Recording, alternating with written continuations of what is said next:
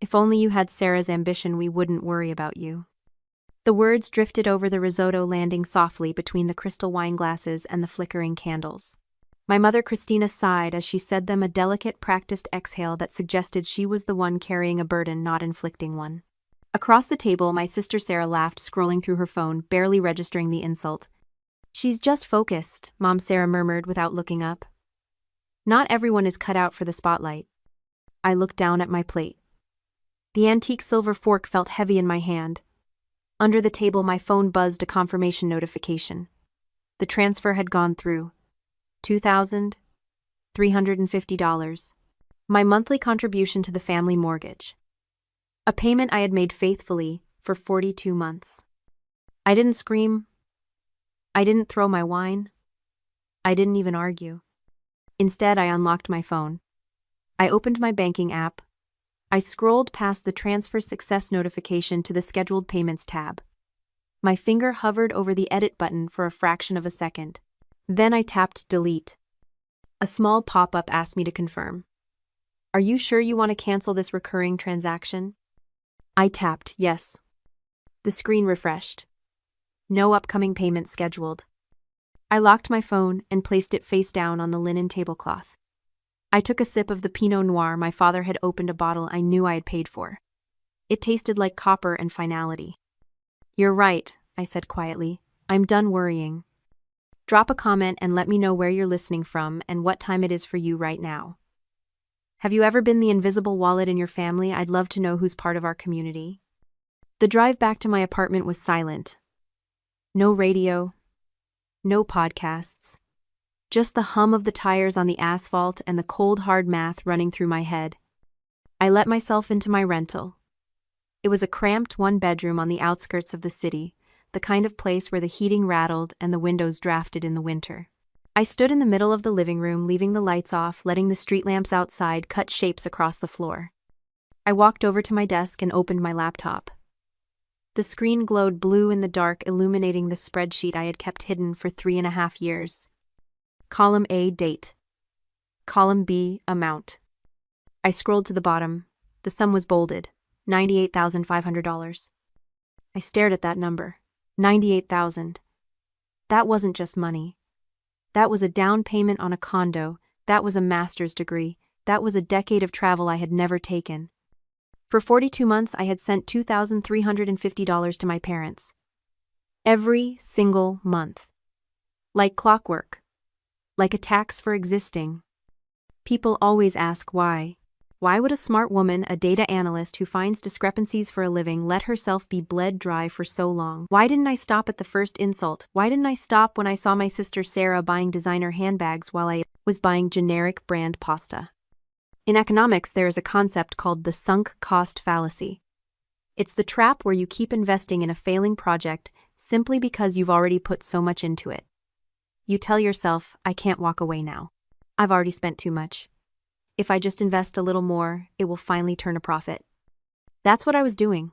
I wasn't paying for their mortgage. I wasn't paying for the repairs on the brownstone. I was paying for permission. I was paying for the right to sit at that dinner table and not be invisible. I thought that if I became the infrastructure of their lives, they couldn't evict me. I thought that if I made myself essential, eventually they would have to value me. I treated my love like a venture capital investment in a startup that was bleeding cash, convinced that one day the dividend would come. One day my mother would look at me and say, "Thank you." One day my father would say, "We couldn't have done this without you."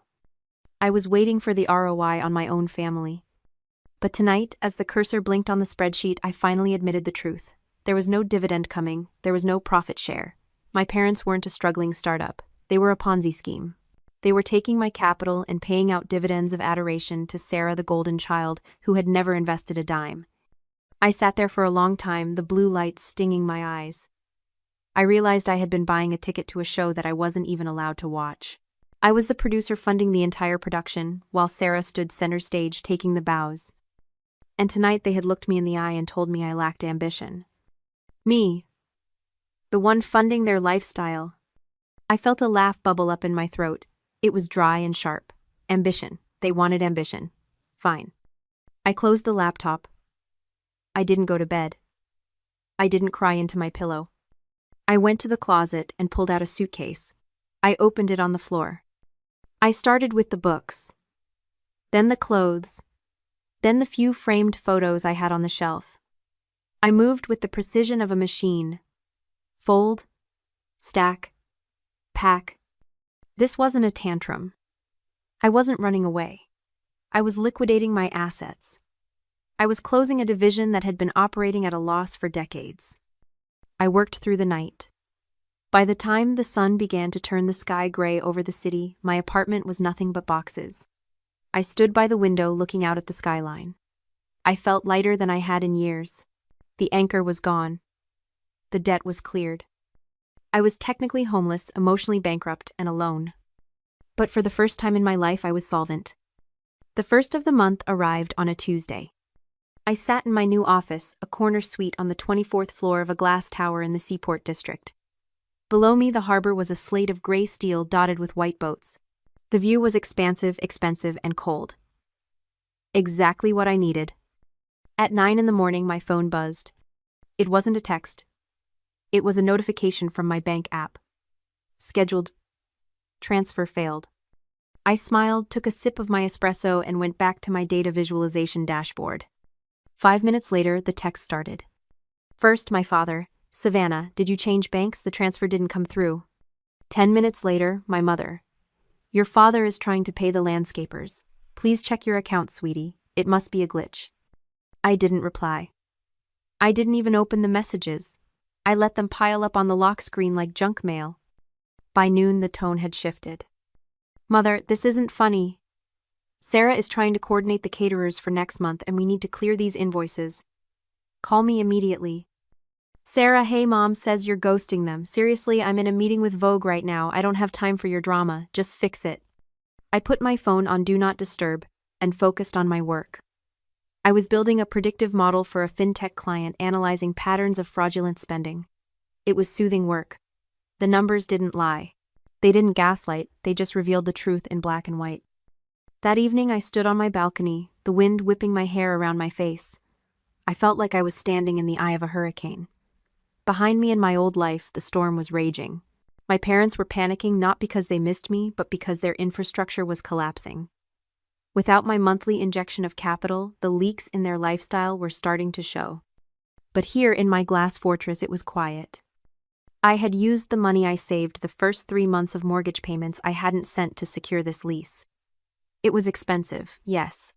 But it came with a doorman who didn't let anyone up without permission. It came with a security system. It came with silence. I realized then that I hadn't just moved apartments. I had changed jurisdictions. I was no longer operating under their laws. The next 3 months were a masterclass in silence. I blocked their numbers during work hours. I filtered their emails to a folder labeled Audit. I didn't visit. I didn't explain. I simply existed separately. And then the invitation arrived. It came by courier, not mail. A heavy cream-colored envelope with gold embossing. I opened it at my kitchen island, the marble cool under my fingers. You are cordially invited to the Legacy Renovation Gala, celebrating the restoration of the historic Miller brownstone. Honoring Sarah Miller, the visionary who funded our legacy. I stared at the card. The font was elegant script. The paper was thick, expensive, and the lie was printed right there in the center, bold and undeniable. Honoring Sarah. I felt a cold prickle of heat start at the base of my neck. It wasn't anger. It was fascination. I was looking at a specimen of pure, unadulterated delusion. They were throwing a party to celebrate the renovation of the house. The renovation I had paid for. The new roof, the updated kitchen, the landscaped garden, every single invoice had been covered by my mortgage contributions. And they were crediting Sarah. Sarah, who lived in a loft downtown and leased a Range Rover she couldn't afford. Sarah, who had never paid a utility bill in her life. Sarah, the visionary. I walked to the window holding the invitation. The city lights blurred below me. I understood then. They had to do this. It wasn't just a lie to impress their friends. It was a structural necessity. My parents' entire identity was built on the idea that they were a successful, cultured family who produced successful, cultured children. Sarah, beautiful, charming, social, fit that image. She was the product they wanted to sell. I was the back-end code. Essential, but invisible. If they admitted that I, the quiet, awkward, unambitious daughter, was the one keeping the lights on, their entire brand would collapse. It would mean admitting that charm doesn't pay bills. It would mean admitting that their golden child was a hollow asset. So they rewrote reality. They simply reassigned the credit. In their minds, Sarah deserved the credit because she looked the part. It was a cognitive survival mechanism. They were gaslighting themselves to avoid the shame of needing me. I looked down at the RSVP card. Will you attend? Most people would have burned the invitation. They would have blocked the family forever and moved on. But I am a data analyst. When I see a discrepancy this large, I don't ignore it. I investigate. I pulled out my phone. I texted the number on the card. I'll be there. I wasn't going as a daughter. I wasn't going as a guest. I was going as an auditor. And I was bringing the receipts. The night before the gala, I conducted a forensic audit of my own history. I sat in my home office, the glow of 3 monitors illuminating the room. I still had view-only access to the joint checking account my parents had opened for me when I was 16, the hub through which my monthly transfers had flowed before being dispersed. They had likely forgotten I had the password. They weren't detail-oriented people. That was my job. I pulled up the transaction history for the last 3 years. I filtered by outgoing payments. There was the mortgage payment to the bank. First National Mortgage, $1,850.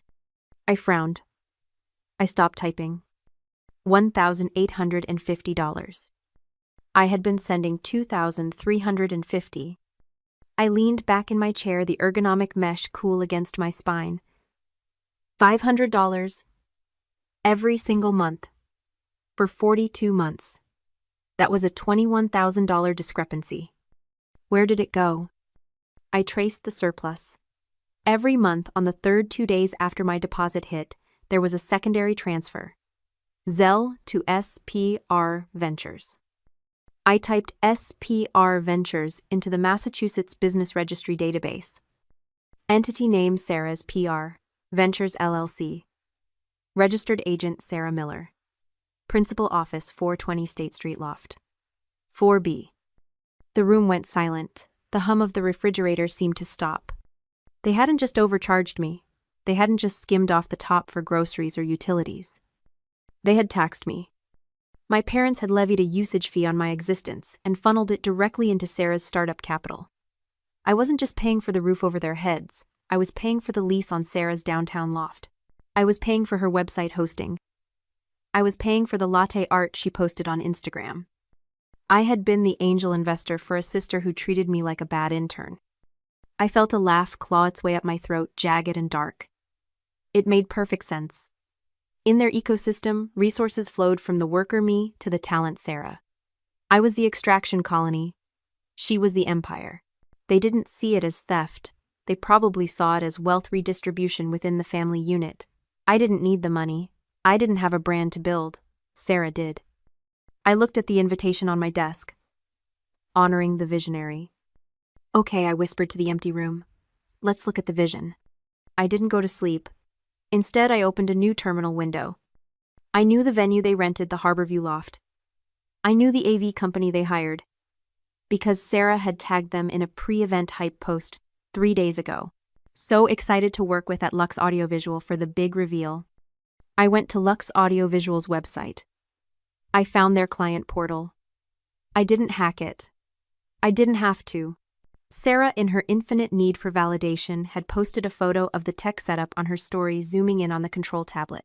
The Wi-Fi network name and the guest upload code for the digital photo frames were visible in the background, written on a whiteboard. Network Lux event. Guest code Legacy 2024. It was almost insulting how easy it was. They lived their lives in public, convinced that visibility was power. They didn't realize that visibility is also a vulnerability. I wrote a script. A simple sequence of commands that would override the playlist on the venue's local server. I prepared my files. I didn't choose embarrassing baby photos. I didn't choose unflattering angles. I chose high-resolution PDFs, bank statements, entity registrations, transfer logs. I arranged them into a presentation. I titled it The True Ledger. I saved it to my phone. When I finally stood up, my legs were stiff, but my mind was crystal clear. I wasn't angry anymore. Anger is hot. It burns out. This was cold. This was liquid nitrogen. I walked to my closet and pulled out a dress I had bought the day I moved in, a sharp architectural black sheath that looked like armor. It was time to audit the family business. The Harborview loft was designed to impress. Exposed brick floor to ceiling windows and enough white floral arrangements to bury a small country. I walked in at 7:15 in the evening. The room was already full. My parents were holding court near the bar, clinking glasses with their neighbors from Brookline. Sarah was in the center of the room, a ring light set up in front of her, live streaming to her 50,000 followers. "We are just so blessed," I heard her say to the phone screen, her voice pitched high and breathless. "To be able to restore this home, it's about honoring where we come from." I grabbed a glass of champagne from a passing tray and moved to the back of the room near the AV booth. Nobody noticed me. Why would they? I was part of the background noise, like the HVAC system or the catering staff. Essential for operation but invisible to the guests. I watched my mother hug a woman in pearls. "Oh, Sarah did it all," she gushed. "She just has such a mind for design. And the financial discipline, we're so proud." I took a sip of champagne. It was crisp and cold. I pulled out my phone. I connected to the guest network. I entered the code. Access granted. I located the playlist currently running on the 12 large digital screens mounted around the room. It was a loop of renovation photos before and after. Sarah pointing at blueprints. Sarah wearing a hard hat, pink naturally. I selected my file, the True Ledger. I hovered my thumb over the Force Update button. "Ladies and gentlemen." My father's voice boomed over the microphone. He tapped a spoon against his glass. The room quieted. Sarah adjusted her ring light so it captured both her and Dad. "If everyone could raise a glass," my father said, his face flushed with pride and expensive scotch. "Tonight is about legacy. It's about the future. But mostly it's about gratitude."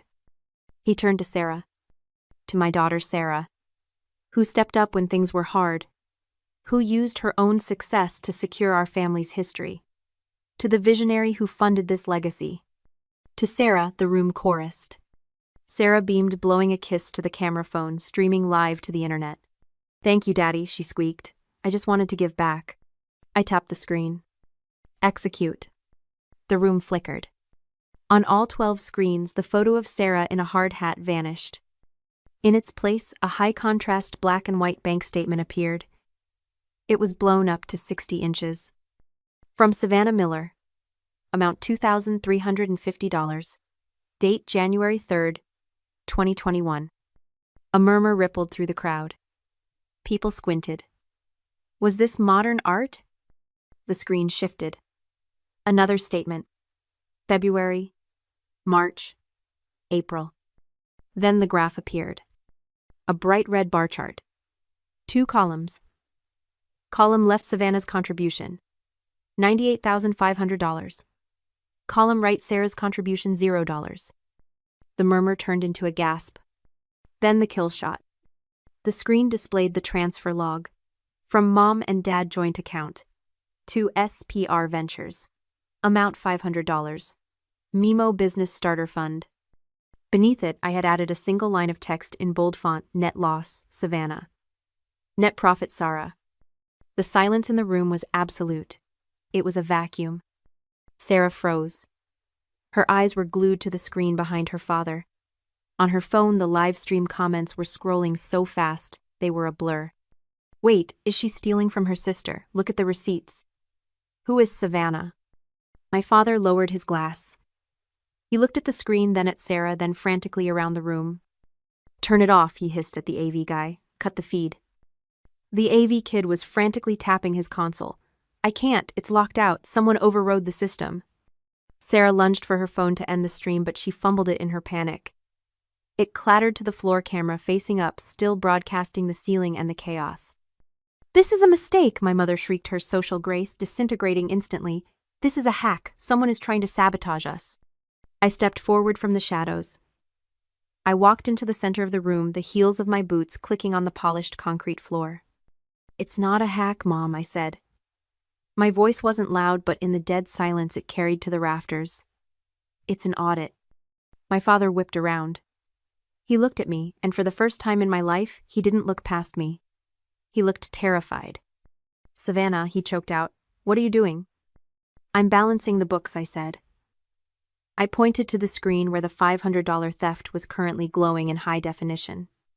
You said Sarah funded the legacy. I'm just correcting the data. You're ruining your sister's night, my mother cried, grabbing Sarah, who was now hyperventilating. I didn't ruin anything, I said, holding up my phone to show the disconnect button I was about to press.